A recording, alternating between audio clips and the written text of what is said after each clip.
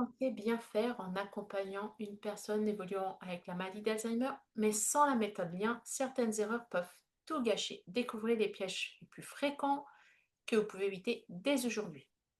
Bonjour, c'est Albert Vaudrey, je suis conseillère de vie Montessori Alzheimer et créatrice de la méthode lien. Aujourd'hui, je vais vous parler des erreurs les plus courantes que je vois et quand on accompagne sans appliquer la méthode lien et comment les éviter. Alors tout d'abord, on va faire un petit point neurosciences.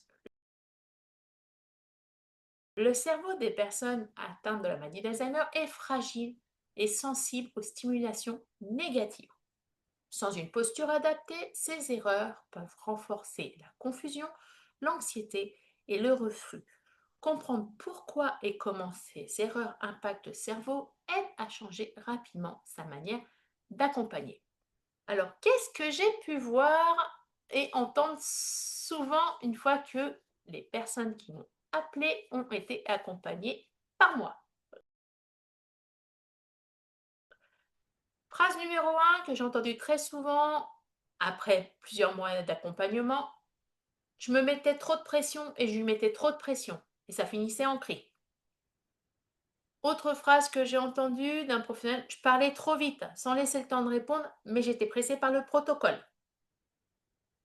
Autre phrase d'un aidant qui voulait bien faire: je lui imposais des activités qu'il n'aimait pas, pensant bien faire, puisqu'on m'a dit que c'était ces activités-là qui stimulaient le cerveau et évitaient le déclin. Et dernière phrase: je respectais pas le rythme, ça a augmenté l'agitation, mais je pensais que j'avais pas le choix. Je suis un professionnel et il fallait que je sois partout en même temps. Et bien si je vous disais que tout ça, en fait, non, vous pouvez l'éviter, même en étant un professionnel. Alors, voici comment éviter ces erreurs. Pour cela, 5 points à retenir. 1. Ne forcez pas la personne à faire plus vite ou mieux. Repérez les signes que la personne est prête. 2.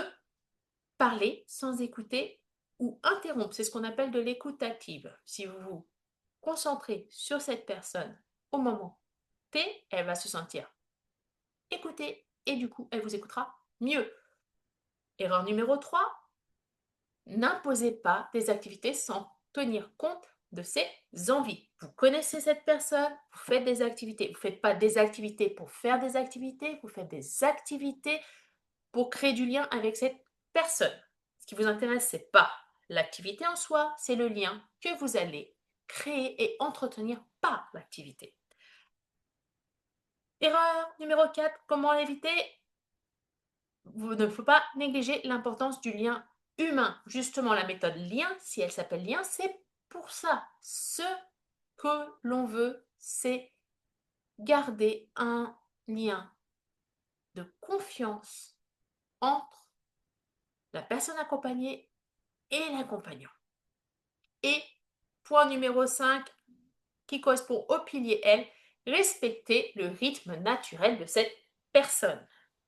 Donc, je ne vous parle pas de il est 8h, à 8h, on fait la douche parce qu'on nous a dit qu'il fallait un horaire fixe, mais ok, si à 8h, on doit prendre cette fameuse douche, combien de temps met le cerveau de la personne que j'accompagne à se réveiller pour être prêt à 8h? Je vous rappelle qu'un cerveau, pour qu'il se mette en marche, ça peut mettre entre 15 et 45 minutes. D'où la fameuse expression que vous entendez souvent: ne pas être du matin.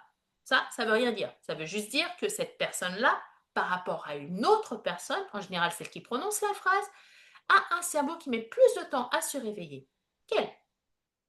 Donc,